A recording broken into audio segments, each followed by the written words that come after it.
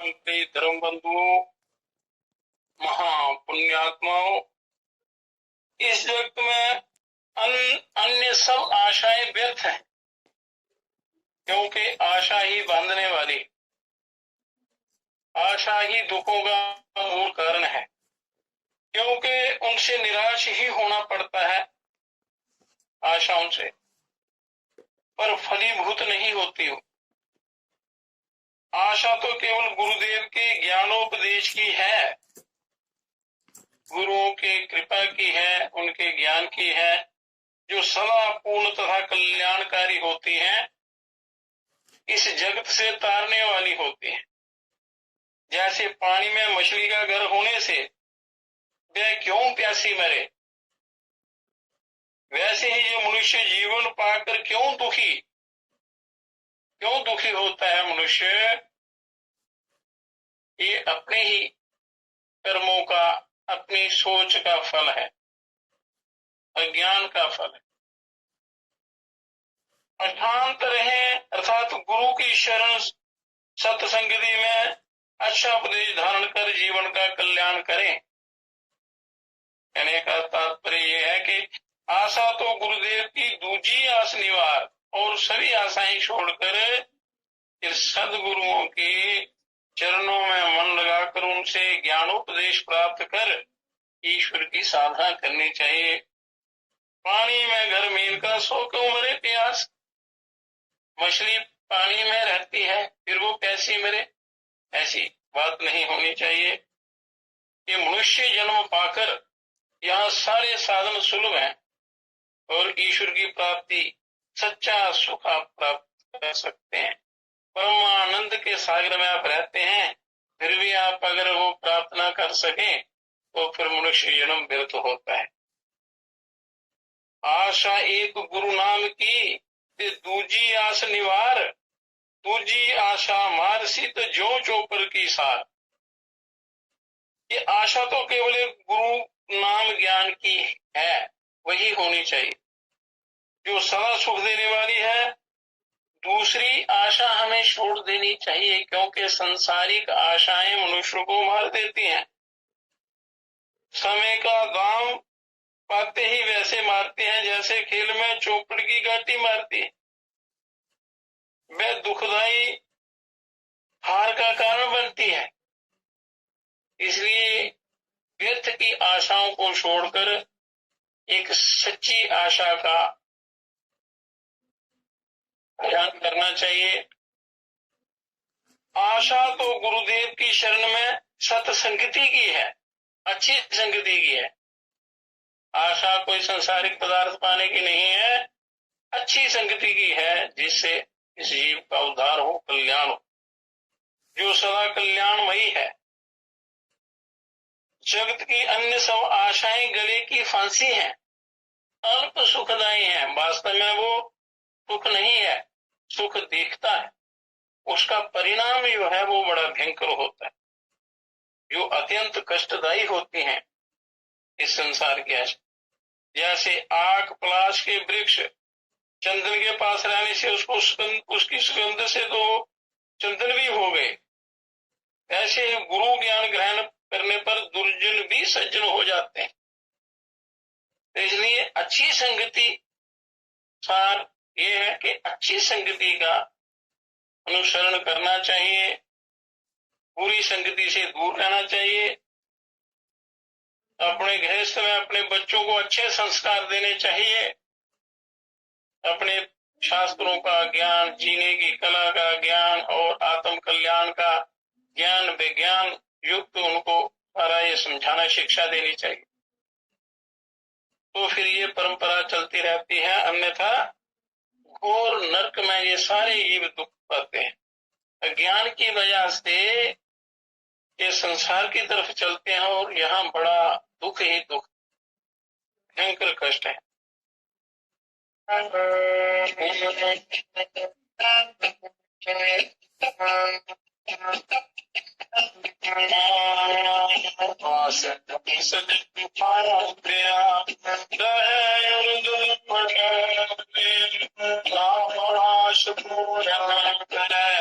सकल आस मिट जाए, आयास पूर्ण करे, सकल आस मिट जाए। धर्म रूपी धन इकट्ठा करना चाहिए मनुष्य को। जिस धन की दौड़ में मनुष्य अपना अमूल्य समय और जीवन बर्बाद कर देता है, जो किसी काम का नहीं। अंतिम समय में शरीर छोड़ते समय खाली हाथ जाना है, कुछ भी साथ नहीं जाएगा। आपका किया हुआ धर्म अधर्म ये साथ जाता। तो इसलिए संसारिक आशा वासना के फंदे में फंसे हुए सब जीव उल्टे और उसमें लिपटे रहते हैं। छूटने की आशा नहीं हो, क्योंकि कोई रास्ता ही नहीं है छूटने का। और परंतु गुरुदेव का नाम ज्ञान उनके इस दुख से छूटने की आशा को पूर्ण करता है।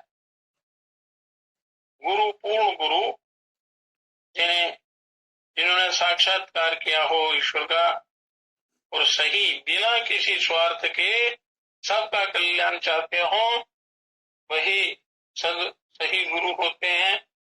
फिर कोई आशा शेष नहीं रह जाती, सब आशाएं सदा के लिए मिट जाती हैं। अगर नाम ज्ञान ध्यान गुरु के चरणों में जाकर आप प्राप्त करें तो परमात्मा का रास्ता मिल जाता है। सारा दुख कष्ट दूर हो जाता है, संसार सागर से ये जीव पार उतर जाता है।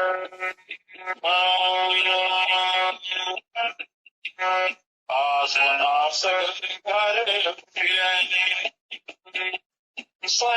तुम्हारी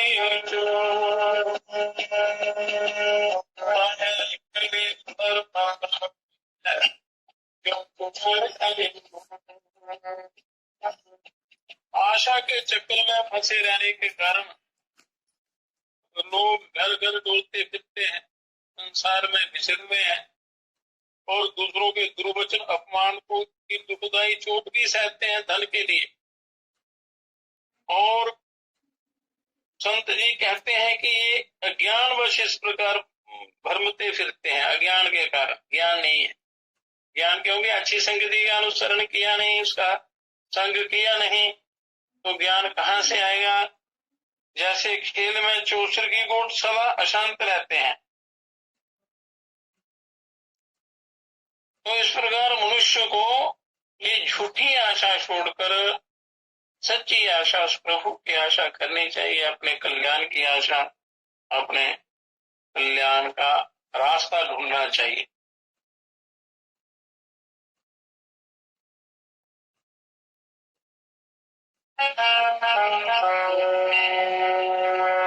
तो शास्त्र क्या कहते हैं, क्या करना चाहिए। प्रभु भजन, साक्षात परिपूर्ण ब्रह्म परम पिता परमात्मा जिनका वर्णन चल रहा है, वो साकार रूप में पृथ्वी पर अवतार लेते हैं लोगों के कल्याण के लिए, भले के लिए, धर्म की स्थापना के लिए, दुष्टों को पापियों को असुरों के नाश के लिए और धर्म की स्थापना के लिए। विप्रधेनु सुर संत हित लीन मनुज अवतार, ये सारे अवतार लेते हैं। फिर उन अवतारों के गुणगान का वर्णन करने से, उनका नाम जपने से ये पार भी उतार दे, आत्मा भी रहता है। जो जिसकी खोज आपने करनी है, परंतु समस्त प्राणियों के समस्त अंतःकरण प्राणों से ओतप्रोत हो रहे हैं। इन प्राण और इंद्रियों को तृप्त करने के लिए उत्पन्न हुई नाना प्रकार की भोग वासनाओं से मलिन और क्षिप्त हो रहे हैं।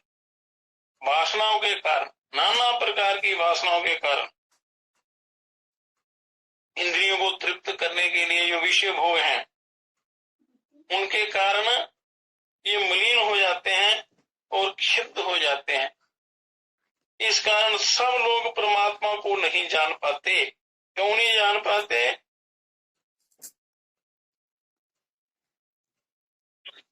विषय वासनाओं में राग होने से वो नहीं जान पाते, अज्ञान अंधकार का पर्दा छा जाता है।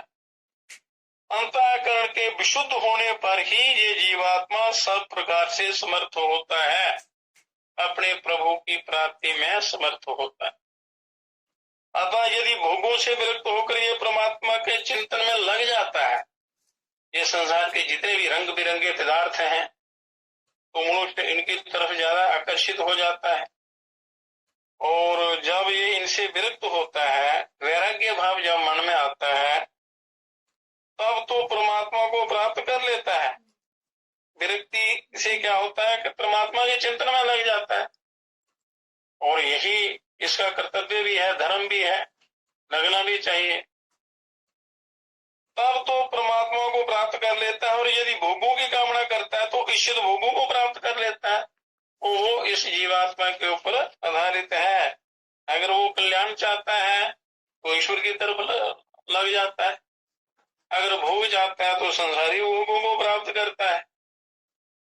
पर संसारिक भोगों को प्राप्त करने का फल क्या है, और ईश्वर का चिंतन करने का, उनको प्राप्त करने का फल क्या है? जब वो इसका अच्छी प्रकार इसको जान लेता है, तब वो ईश्वर को ही प्राप्त करता है। क्योंकि भोगों का फल जो है बड़ा दुखदायी है, कष्टदायी है, और ये जीवन को 84 के चक्कर में डालने वाला है। ईश्वर का चिंतन कल्याण करने वाला है।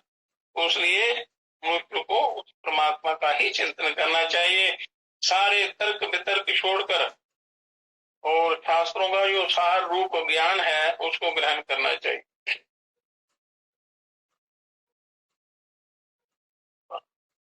यं लोक मनसा संविभाति विशुद्ध सत्ता कामेते अंश कामाणं तम तम लोकम जायते तांशं कामास्त स्मादात्म ज्ञानम हयचर्येद भूति कामा।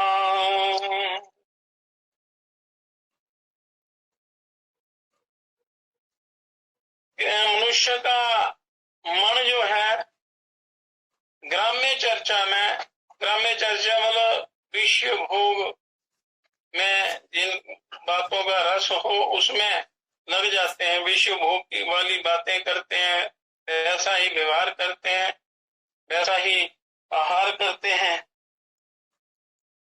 तो उनकी तरफ उनका मन चला जाता है, वही संस्कार पड़ जाते हैं, वो उन्हीं को सब कुछ समझता है, कल्याण का कारण समझता है, पर वैसा होता नहीं और उस जीव का पतन हो जाता है।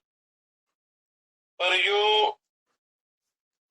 व्यर्थ की चर्चाओं को छोड़कर, व्यर्थ के कर्मों को छोड़कर सही सही ज्ञान प्राप्त करके ईश्वर की तरफ चलता है, उनके बताए हुए रास्ते पर चलता है, तो उसका कल्याण हो जाता है, ये जीवन सफल हो जाता है।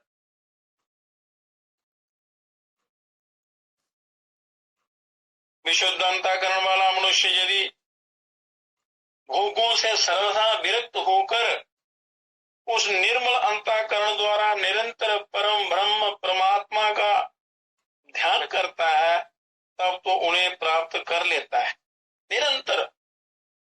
निरंतर एक समय निश्चित रखना चाहिए, बाकी हर समय उनके ध्यान में रहना चाहिए, चलते फिरते उठते बैठते उसको मेरा मेरा मेरा मेरे तेरे का भाव ना रख के ईश्वर भाव वहां रखना कि ईश्वर का बताया हुआ जो कर्तव्य है, धर्म है, मैं उसका पालन कर रहा हूँ, वो उस ड्यूटी निभा रहा हूँ, और चिंतन उन्हीं का करना, परमात्मा का, विषयों का चिंतन नहीं करना, तो जो जीव बड़ा जल्दी कल्याण को प्राप्त होता है। ये बात पीछे कही जा चुकी है पहले भी, कि निरंतर अभ्यास करना चाहिए, निरंतर करते करते करते जब ये अंतःकरण के मल मैल अज्ञान मल विक्षेप आवरण ये नष्ट हो जाते हैं, तो परमात्मा प्रकट हो जाते हैं हृदय रूपी गुफा में। परंतु यदि वह सर्वथा निष्काम नहीं होता, तो जिस जिस लोक का मन में चिंतन करता है, जिस जिस स्थान का, जिस जिस लोक का, जिस जिस भोग का, जैसी इसकी इच्छा होती है, जो गहरा चिंतन हृदय में जब गहरा चिंतन जिस बात का करता है, वे उसी को प्राप्त होता है, उन लोगों को ही जीतता है, उन्हीं लोगों में जाता है तथा उन भोगों को प्राप्त करता है, और फिर पुनः उसको वापस आना पड़ता है। इसलिए ऐश्वर्य की कामना वाले मनुष्य को शरीर से भिन्न आत्मा को जानने वाले विशुद्ध अंतःकरण युक्त विवेकी पुरुष की सेवा पूजा करनी चाहिए, क्योंकि वह अपने लिए और दूसरों के लिए भी जो जो कामना करता है वह पूर्ण हो जाती है। ज्ञानी लोग, भक्त लोग जो होते हैं, तपस्वी, तो सबकी कामनाओं को पूरा करते हैं। पर यदि भोगों की कामना करते रहे तो कल्याण नहीं होता।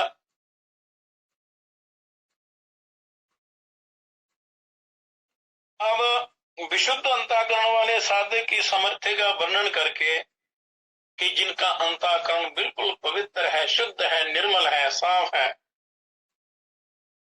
उनकी क्या सामर्थ्य है, उसका वर्णन करने के लिए कामनाओं की पूर्ति की बात आ गई थी। अतः निष्काम भाव की प्रशंसा और सकाम भाव की निंदा करते हुए पुनः ये प्रकरण आरंभ करते हैं। सकाम भाव की निंदा और निष्काम भाव की प्रशंसा करते हुए कहते हैं, सा वेदे तत्परमं ब्रह्मधामं यत्र विश्वं निहितं भाति शुभ्रम् उपासते पुरुषं ये हे कामास्ते शुक्रमेत तदिति वर्तन्ते धीरा। ये थोड़ा सा विचार करने पर हर बुद्धिमान मनुष्य की समझ में ये बात आ जाती है। गहन विचार करने पर ये बात समझ में अवश्य आ जाती है कि इस प्रत्यक्ष दिखाई देने वाले जगत के रचिता और परमाधार कोई एक परमेश्वर अवश्य है।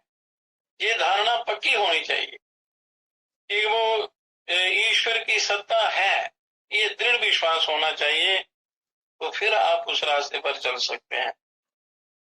इस प्रकार जिनमें ये संपूर्ण जगत स्थित हुआ मालूम होता है कि कोई ना कोई आधार तो है ही, और जिसके आधार पर ये सारा संसार स्थित है,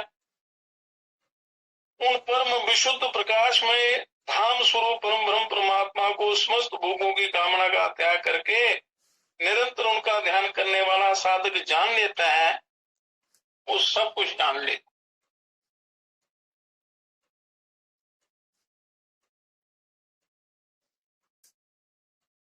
ये बात निश्चय है कि जो मनुष्य परम पुरुष परमात्मा की उपासना करते हैं और एकमात्र उन्हीं को चाहते हैं, वे इस रजो वीर्यमय मतलब भोगमय जगत को लांग जाते हैं और किसी भी प्रकार के भोगों में उनका मन नहीं अटकता। अगर भोगों में मन अटक गया तो वे 84 के चक्र में फिर दोबारा यहां से छूटना बड़ा मुश्किल है। पर अच्छी संगति मिल जाए, सदगुरु मिल जाए, जिज्ञासा अंदर पैदा हो जाए ईश्वर प्राप्ति की, तो कल्याण हो जाता है। जो प्रभु का ध्यान करते हैं उनका मन सर्वदा निष्काम हो जाता है, उनका मन भोगों में नहीं अटकता, वे सर्वदा पूर्ण निष्काम होकर रहते हैं, इसलिए उन्हें बुद्धिमान कहा गया है। बुद्धिमान वही है जो उन विषयों के चंगुल में ना फंसे, इन पर विजय प्राप्त कर ले और उनसे इनका सदुपयोग करते हुए अपना कल्याण करे। क्योंकि जो सार वस्तु के लिए असार को त्याग दे वही बुद्धिमान है। मतलब सार वस्तु के लिए जो असार वस्तु है, संसार के जितने भी विषय हैं ये असार हैं, अगर इनके चक्र में पड़े रहे तो फिर कल्याण संभव नहीं है। फिर भड़कना पड़ता है, अनेक योनियों में बड़े दुख भोगने पड़ते हैं, जन्म मरण के दुख, जीते जीवी यहाँ दुखी दुख है, सुख नाम का लेश मात्र भी नहीं, सुख का लेश मात्र भी नहीं। तो सुख उसी में है कि असार को त्याग कर, व्यर्थ की वस्तुओं को त्याग कर सार रूप उस धर्म को, ज्ञान को और भजन को अपनाना चाहिए, ईश्वर को प्राप्त करना चाहिए। अब उस काम पुरुष की निंदा करते हुए ऊपर कही हुई बात को स्पष्ट करते हैं। अब निष्काम की प्रशंसा की है, उसका फल भी बताया है। जो निष्काम भाव से असार वस्तु को त्याग कर निष्काम भाव से सार वस्तु को ग्रहण करते हैं, उनका कल्याण हो जाता है। कामना का त्याग करके वो परमात्मा को प्राप्त कर लेते हैं, भव सागर से तर जाते हैं, उन्हीं को बुद्धिमान कहते हैं। अब कहते हैं कामान्या कामयते मनमाना सा कामाभिर जायते तत्र तत्र पर्याप्त कामस्य कृतात्मनस्ति वहेव सर्वे प्रविलीयन्ति कामाः। जो भोगों को आदर देने वाले हैं और जिनकी दृष्टि इस लोक और परलोक के भोग के सुख में है, वहां भोगों की कामना करता है, वही भोगों की कामना करता है और नाना प्रकार की कामनाओं के कारण जहां जहां भोग उपलब्ध हो वहां वहां कर्मानुसार पैदा होता है, मतलब भावना के अनुसार। और परंतु जो भगवान को चाहने वाले, भगवान के प्रेमी भक्त पूर्ण काम हो गए हैं, इन जगत के भोगों से उब गए हैं, उन विशुद्ध अंतःकरण वाले भक्तों की समस्त कामनाएं इस शरीर में ही विलीन हो जाती हैं, वो बंधन का कारण नहीं बनती, नष्ट हो जाती हैं। स्वप्न में भी उनकी दृष्टि भोगों की ओर नहीं जाती। जिन्होंने अपने आप को जीत लिया है, मन को जीत लिया है, सार असार वस्तु को अच्छी प्रकार समझ लिया है, उनकी दृष्टि भोगों की तरफ नहीं जाती, फलता उन्हें शरीर छोड़ने पर नवीन जन्म नहीं धारण करना पड़ता, क्योंकि जन्म धारण करने में भी बड़ा कष्ट होता है और छोड़ने में भी बड़ा कष्ट होता है, जीवन जीने में भी बड़ा कष्ट होता है। अगर भजन हो जीवन में, तप हो, तपस्या हो, अच्छी संगति मिल जाए, ईश्वर के प्रति उनको प्राप्त करने की जिज्ञासा हो, तो जो जीवन बड़ा आनंदमय बीतता है और अंत में ब्रह्म को प्राप्त हो जाता है। वह भगवान को पाकर जन्म मृत्यु के बंधन से सदा के लिए छूट जाते हैं। अब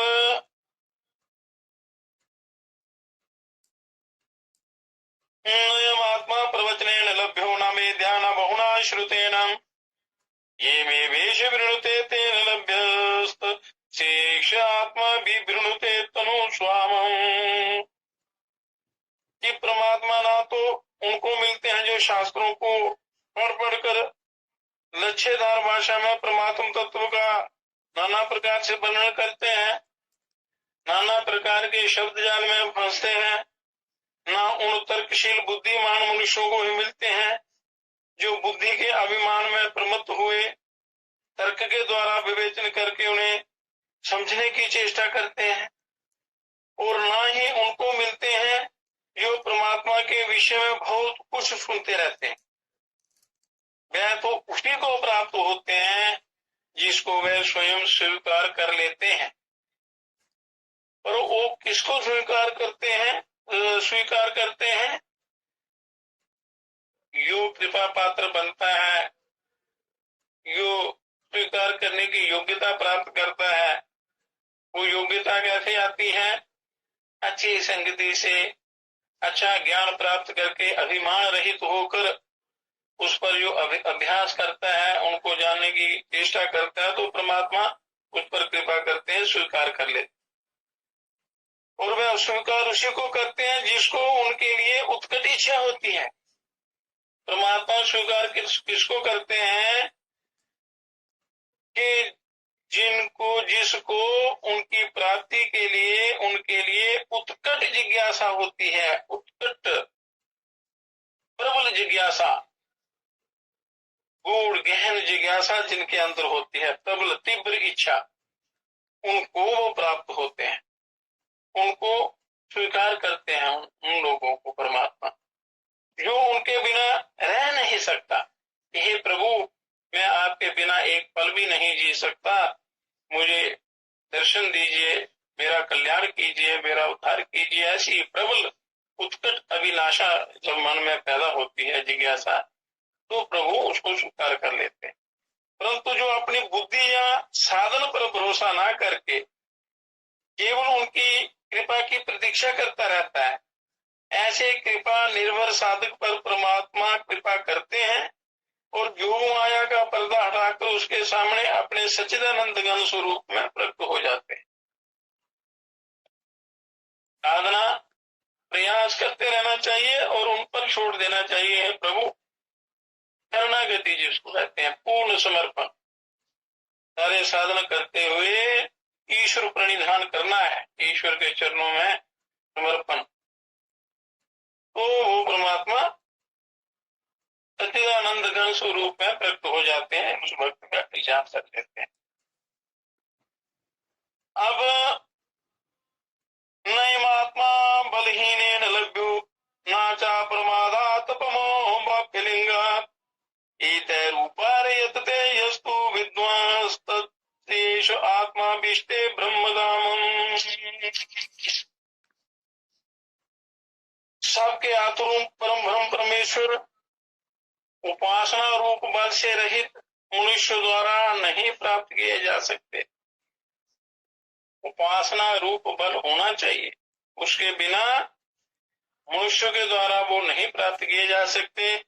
समस्त भोगों की आशा छोड़कर एकमात्र परमात्मा की उत्कट अभिलाषा रखते हुए निरंतर पवित्र भाव से, विशुद्ध भाव से अपने इष्ट देव का चिंतन करना, यही उपासना रूपी बल का संचय करना है। निरंतर विशुद्ध भाव से इष्ट देव। नमोस्तु गुरुवे तस्मै इष्ट देव स्वरूपने यस्य भागामृत हंति विषम संसार संकट। ये निरंतर अपने इष्ट देव का, अपने गुरुओं का, अपने इष्ट देव का चिंतन करते हुए उपासना रूपी बल संचय करना चाहिए, तो ईश्वर कृपा करते हैं। ऐसे बल से रहित पुरुष को वे नहीं मिलते, जो ऐसी उपासना या ऐसा बल जिनके पास नहीं होता है, उनको परमात्मा नहीं मिलते। इसी प्रकार कर्तव्य त्याग रूप प्रमाद से भी परमात्मा नहीं मिलते। ज्ञान प्राप्त हो गया पर कर्तव्य को छोड़ दिया, तभी ईश्वर नहीं मिलते। कर्तव्य त्याग रूप प्रमाद जो है, ये भी बड़ा दुखदायी है। तथा सात्विक लक्षणों से रहित संयम रूप तप से भी किसी साधक द्वारा नहीं प्राप्त किए जा सकते। मतलब संयम से रहित जो जीव है उसको भी नहीं मिलते, क्योंकि संयम का पालन करना जरूरी है जीवन को पवित्र बनाते हुए। किंतु जो बुद्धिमान साधक इन उपायों द्वारा प्रयत्न करता है, अर्थात प्रमाद रहित होकर अपनी प्रबल जिज्ञासा से के साथ निरंतर उन परमेश्वर की उपासना करता है, उसका आत्मा परम ब्रह्म परमात्मा के स्वरूप में प्रविष्ट हो जाता है। तो बिना उपासना के ऐसा संभव नहीं। ये किताबें पढ़ ली, ज्ञान हो गया, बस छोड़ दिया सारा कर्तव्य कर्म, अब हमें कुछ नहीं करना है, तो वो मनुष्य प्रमाद और आलस्य में पढ़कर अपना जीवन बर्बाद कर देता है। आलस्य और प्रमाद को छोड़कर उनकी जो विशुद्ध भाव से उपासना करता है, वो जीव उनको प्राप्त कर लेता है। तो इस ज्ञान को प्राप्त करने के लिए मनुष्यों के अंदर धैर्य, प्रबल जिज्ञासा और धैर्य चाहिए, उपासना निरंतर चाहिए, तब कल्याण होता है। अब कहते हैं कि परमात्मा को प्राप्त हुए महापुरुषों के लक्षण बताते हैं कि जिनको परमात्मा प्राप्त है उनके क्या लक्षण हैं।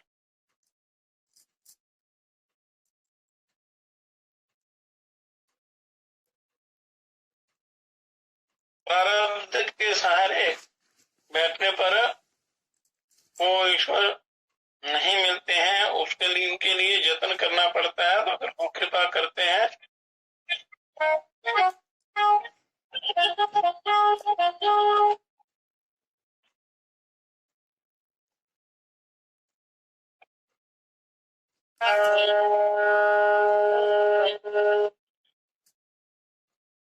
महापुरुषों के लक्षण बताते हैं जिनको परमात्मा प्राप्त होते हैं। कहते हैं संप्राप्य न ऋषियो ज्ञान तृप्ता कृतात्मानो बीत रागा प्रशांता ते संपर्कम सर्वथा प्राप्य धीरायुक्तमानः सर्वमेव विशन्ति।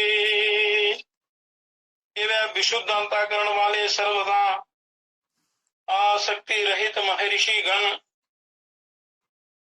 ऊपर में जो प्रकार दिया हुआ है, इस प्रकार से इन परम ब्रह्म परमात्मा की भलीभांति प्राप्त होकर ज्ञान से तृप्त हो जाते हैं और उन्हें किसी प्रकार के अभाव का बोध नहीं होता, पूर्ण काम हो जाते हैं और वे अपने आप को परमात्मा में लगा देने वाले ज्ञानी जन सर्वव्यापी परमात्मा को सब ओर से प्राप्त करके परमात्मा में ही प्रविष्ट हो जाते हैं, पूर्णतया परमात्मा में लीन हो जाते हैं।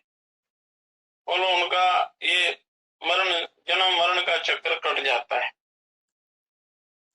तो इसलिए मनुष्य को अपने अंदर रहने वाले, अपने हृदय रूपी गुफा में रहने वाले उस परम ब्रह्म परमात्मा को देखने का, प्राप्त करने का अभ्यास प्रयत्न करना चाहिए।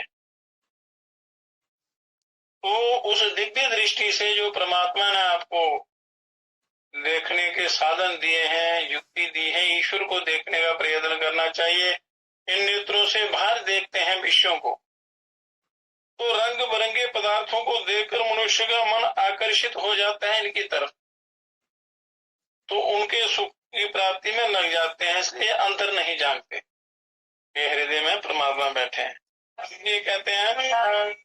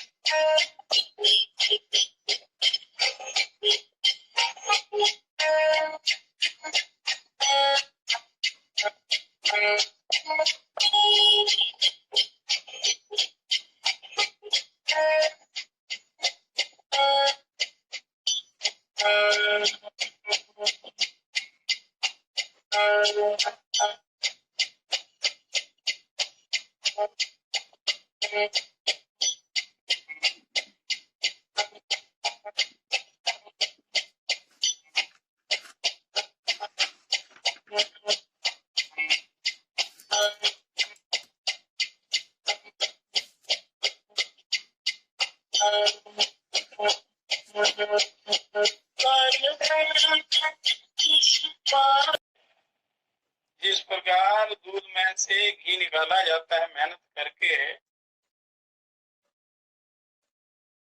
ध्यान की लगन से, ऐसे ही ध्यान की लगन से ध्यान करके, ध्यान साधना द्वारा मनुष्य अपने अंदर रहने वाले परिपूर्ण ब्रह्म परमात्मा का साक्षात्कार कर सकता है, अपना उद्धार कर सकता है। तो ध्यान से लौकिक पारलौकिक बहुत लाभ है।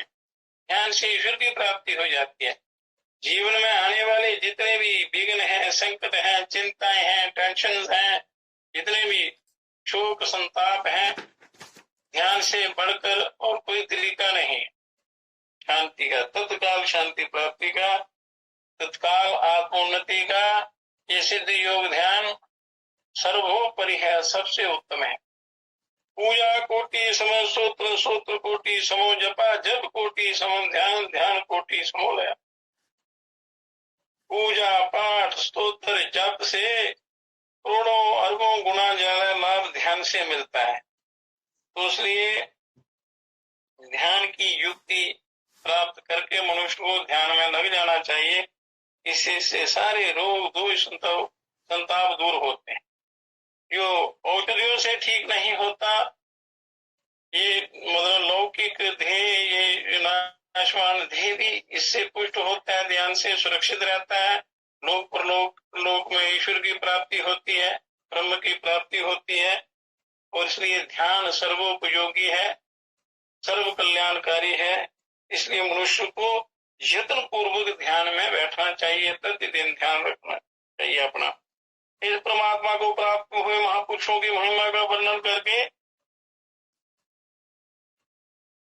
अब ब्रह्मलोक में जाने वाले पुरुषों की मुक्ति का वर्णन करते हैं। वेदांत विज्ञान सुनिश्चितार्था संन्यास योगाध्यतया शुद्ध सत्वासा ब्रह्मलोकेषु परांत काले परामृता परिमुच्यन्ति सर्वे। Thank you.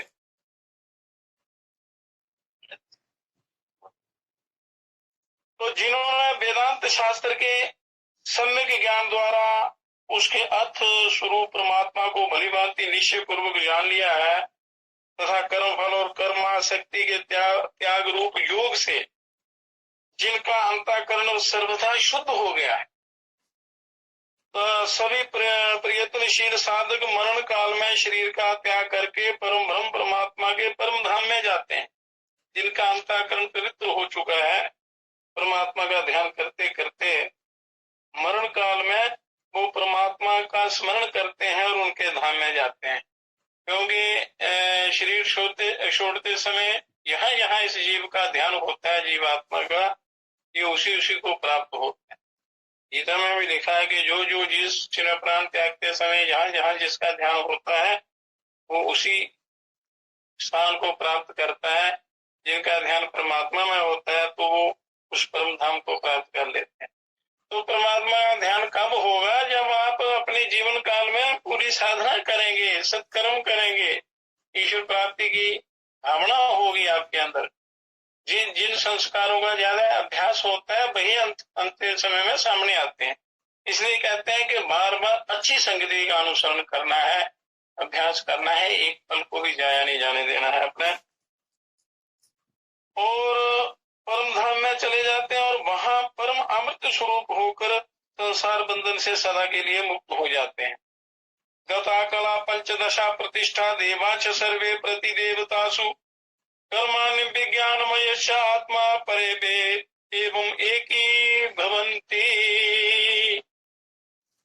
कि उस महापुरुष का जब देहपाद होता है तो उस समय 15 कलाएं और मन सहित सब इंद्रियों के देवता ये सब अपने अपने अभिमानी समष्टि देवताओं में जाकर स्थित हो जाते हैं। ये जितनी भी 16 कलाएं हैं शरीर के अंदर, और उनके साथ उस जीवन मुक्त का कोई बंधन नहीं रहता। उसके बाद उसके समस्त कर्म और विज्ञानमय जीवात्मा सबके सब परम अविनाशी परम ब्रह्म में लीन हो जाते हैं। विज्ञानमय जीवात्मा और सबके सब जितने भी अभिमानी देवता हैं उस परम अविनाशी परम ब्रह्म में लीन हो जाते हैं, परमात्मा में। फिर दोबारा उनका जन्म नहीं होता। इस प्रकार लीन हो जाते हैं, इस जिज्ञासा पर कहते हैं यदा नद्यास्यन्दमाना समुद्रे अस्तं गच्छन्ति नाम रूपे विहाय तथा विद्वान नाम रूपादि विमुक्ता परात्परम पुरुषम उपैति दिव्यम। जिस प्रकार बहती हुई नदियां अपना अपना नाम रूप छोड़कर समुद्र में विलीन हो जाती हैं, समुद्र में जब नदियां मिलती हैं तो नदियों के नाम रूप समाप्त हो जाते हैं, वो समुद्र ही कहलाता है। और वैसे ही ज्ञानी महापुरुष नाम रूप से रहित होकर परात्पर दिव्य पुरुष परम ब्रह्म परमात्मा को प्राप्त हो जाता है, सर्वतो भाव से उन्हीं में विलीन हो जाता है। साहो सायो वै तत्परमं ब्रह्मं वेद ब्रह्मेव भक्ति नास्या ब्रह्म तरती शोकम तरती पापमानम गुहा ग्रंथिभ्यो विमुक्तो अमृतो भक्ति। ये बिल्कुल सच्ची बात है कि जो कोई भी उस ब्रह्म परमात्मा को जान लेता है, ईश्वर को जान लेता है, परम पिता को, वह ब्रह्म ही हो जाता है। जैसे नदियां समुद्र में मिलने पर नदियां समुद्र ही हो जाती हैं, उनका नाम रूप नहीं रहता। इसलिए ईश्वर को जानने वाला वो ईश्वर में ही विलीन हो जाता है, वो ब्रह्म का रूप ही हो जाता है। उसके उसकी संतानों में कोई भी मनुष्य ब्रह्म को ना जानने वाला नहीं होता, सब ब्रह्म को जानते हैं। जो ज्ञानी लोग होते हैं उनको कुल में सभी जीव ब्रह्म ज्ञानी होते हैं। वह सब प्रकार से शोक और चिंताओं से पार हो जाता है वह जीव, और संपूर्ण पाप समुदाय से सर्वथा तर जाता है, उनको परमात्मा को जानने वाला। इसलिए बार बार कहते हैं कि ईश्वर को जानने का अभ्यास करें। हृदय में स्थित सब प्रकार से संशय, विपर्य, देहाभिमान, विषयों की आसक्ति आदि ग्रंथियों से सर्वदा छूटकर अमर हो जाता है, जन्म मृत्यु से रहित हो जाता है। ये परमात्मा को जानने का फल है। और जो संसार की तरफ जाते हैं तो उनके राशि के चक्र में जाना पड़ता है, फिर दुख सुख भोगने पड़ते हैं। अब ब्रह्म विद्या के अधिकारी का वर्णन करते हैं कि इनको कौन इसका अधिकारी है, ये कौन इसको पचा सकता है, ग्रहण कर सकता है, इसका अभ्यास कर सकता है। कहते हैं क्रियावंता श्रोत्रियः ब्रह्मनिष्ठा स्वयं जुहवत एक ऋषि श्रद्धयन्तः तेषामिवेतं ब्रह्म विद्या वदेत शिरोव्रतम विधि विध्येस्तु चीर्णम। कि जिसका इस उपनिषद में वर्णन हुआ है उस ब्रह्म विद्या के विषय में ये बात ऋचा द्वारा कही गई है, मंत्र के द्वारा, कि जो अपने अपने वर्ण आश्रम और परिस्थिति के अनुसार निष्काम भाव से यथा योग्य कर्म करने वाले,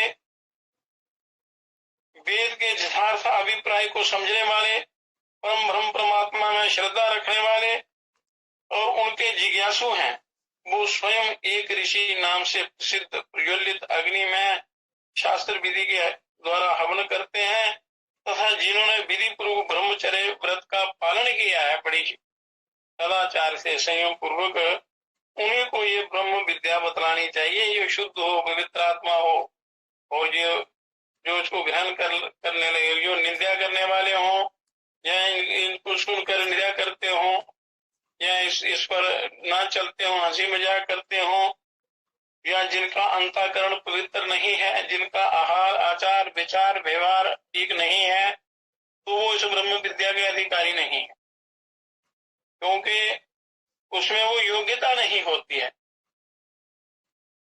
उस नर के पेट में रहे ना बड़ी बात, आध शेर के पात्र में कैसे शेर समात। तो ये ज्ञान बहुत बड़ा भारी है, तो उसके लिए वो योग्यता, वो पवित्रता, वो श्रद्धा, वो समर्पण, प्रेम, वो सत्कर्म वो चाहिए, तब ये जीव इसको ग्रहण कर सकता है। तदेत सत्यम ऋषि अंगिरा पुरोवाच नेत नेत चिन्ह व्रतोधीते नमः परम ऋषिभ्यो नमः परम ऋषिभ्यः। उस ब्रह्म विद्या रूप इस सत्य का पहले महर्षि अंगिरा ने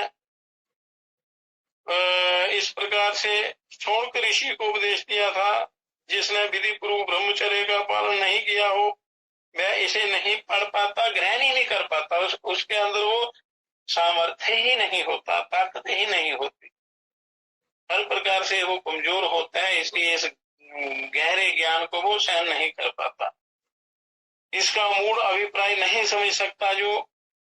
और परम ऋषि को नमस्कार है, परम ऋषियों को नमस्कार है, इस प्रकार 2 बार ऋषियों को नमस्कार करके इस ग्रंथ की, इस उपनिषद की समाप्ति की सूचना दी जाती है। अब ये आज की कथा यहीं पूर्ण हुई। बाकी कथा कल करेंगे। तो जब भी ध्यान में बैठना हो, क्योंकि वायु के कारण एक प्राण बड़ा चंचल होता है, तो इसमें 13 प्राणायाम कर लेने चाहिए पहले जब भी ध्यान में बैठना हो। सबसे सरल तरीका है। आजकल सर्दियां हैं तो बाएं से शुरू करना। अगर कोई मंत्र लिया है दीक्षा, तो उस मंत्रों के अक्षरों द्वारा श्वास अंदर लेना, फिर रोकना, फिर बाहर निकालना। इस प्रकार 13 बार अपना प्राणायाम करना है। तो उसकी विधि है, जैसे ओम को ही ले लो। ओ से अंदर पूरा हल्का गहरा लंबा श्वास लेना और मान से बाहर हम से की भावना करते हुए बाहर एक। फिर दूसरी बार भी उसी स्वर, नासिका से उसी स्वर से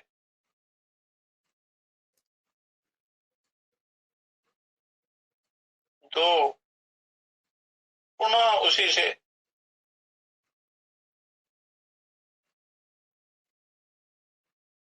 तीन बार दाएं से भर के बाएं से निकालना, फिर 3 बार बाएं से।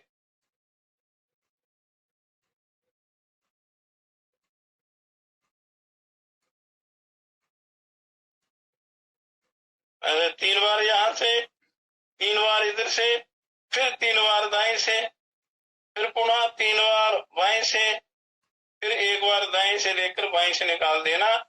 ये सर्दियों में 6 महीने दाएं से शुरू करना, दाएं से समाप्त करना। और बसंत पंचमी के बाद बाएं से लेना 3 बार, दाएं से निकाल देना, फिर दाएं से लेना बाएं से, ऐसे 12 और 13वीं बार बाएं से भर के दाएं से निकाल देना, एक प्राणायाम। तो गर्मियों में बाएं से करने का क्या तात्पर्य है कि बायां स्वर ठंडा होता है तो शरीर में ठंडक रहती है, गर्मी का असर नहीं होता, पित्त के दोष दूर होते हैं और शरीर ठीक स्वस्थ रहता है। और गर्मियों में, सर्दियों में शरीर ठंडक ज्यादा होती है, सर्दी होती है, तो दायां स्वर गर्म होता है, इसको सूर्य स्वर कहते हैं। तो वो शरीर में गर्मी बराबर रहती है, तेज रहता है, शक्ति रहती है। इसलिए दाएं बाएं का ये भेद है। इसी प्रकार समझ कर इसको करना, फिर ध्यान में बैठ। क्योंकि प्राणायाम करने से स्वर, सुषुम्ना स्वर चलना शुरू हो जाता है। दोनों स्वर जब बराबर चले तो वो समय ध्यान के लिए सर्वोत्तम होता है। इसलिए प्राणायाम करके ही ध्यान में बैठते हैं। तो प्राणायाम से बड़े बड़े भयंकर पाप, ताप, संताप मिट जाते हैं, प्राण वश में होता है, मन काबू में हो जाता है और परमात्मा की तरफ जल्दी चलता है आदमी। हरि ओम। ओम ओम। अब अंतिम प्रार्थना। हे परम पिता, हे विश्व पिता, हे राष्ट्र पिता, हे जगदाधार, हे करुणामय दीन दयालु, पूर्ण गुरु, हे अपरंपार, हे महेश अब शीघ्र कृपा कर हमें दीजिए योग विचार, मानवता के प्रेरक बनकर नाथ करे सुखमय संसार। हे परम पिता, हे विश्व पिता, हे राष्ट्र पिता, हे जगदाधार, हे राष्ट्र पिता, हे